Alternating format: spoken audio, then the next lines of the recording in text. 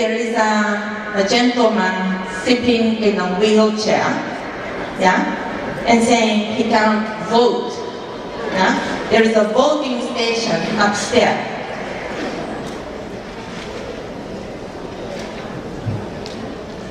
So if we think through the lens of medical model, we just say, oh, sorry, he can't vote because he has disability, he's disabled. Yeah? But if we use the lens of social model, then what we say is he can't vote because the voting station is upstairs and there is a stair that really blocks him from voting.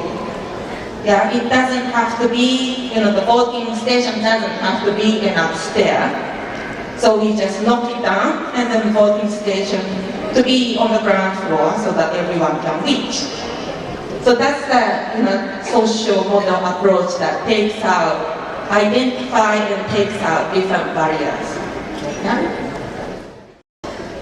Inclusive education recognises the right of every child, regardless of ethnicity, religion, gender, physical or intellectual abilities, to participate in education without any discrimination. Too often children, and many have said it before me today, with children with disabilities are defined by what they cannot do.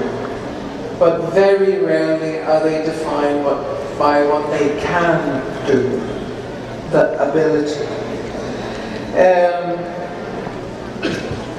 They are defined by what they lack rather than what they have. We should see the wealth of ability that each child with disability has,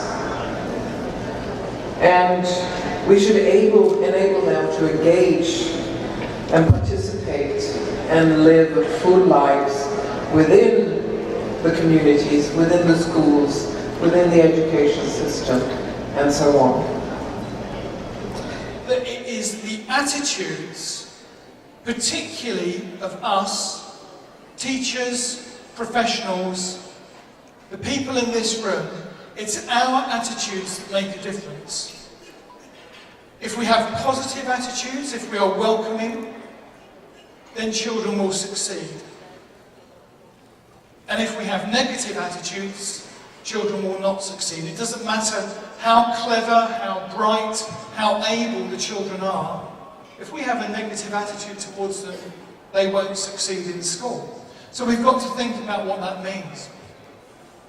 And that leads us into thinking, well, again, what does it mean to be inclusive? Both our differently abled children and those who have no disabilities can learn so much better together than they are apart. Inclusive education is not just a basic human right.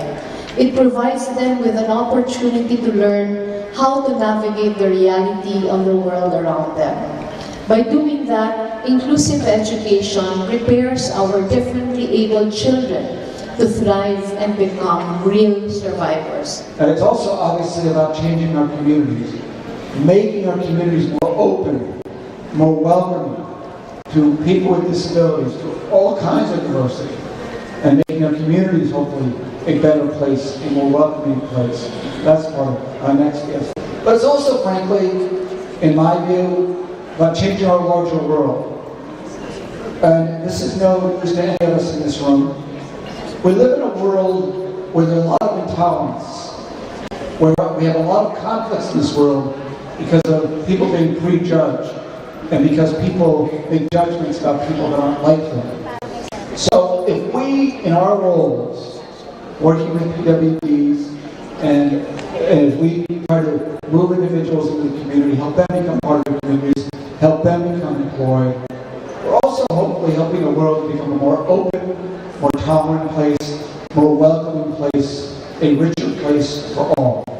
So even as you're sitting there with one individual, you're really making a change in this world. So don't forget that. The important thing with inclusive education is you have to start. It's a process. It's a process of increasing participation. of children and adults within our school community. We have education systems in your country and in my country whose kind of focus is on outcomes, on test results, Right. on examination results. And in inclusive education, we add to that focus a concern for creating the conditions for teaching and learning and relationships to flourish. So it's about a stronger focus on the well-being of everybody involved in education.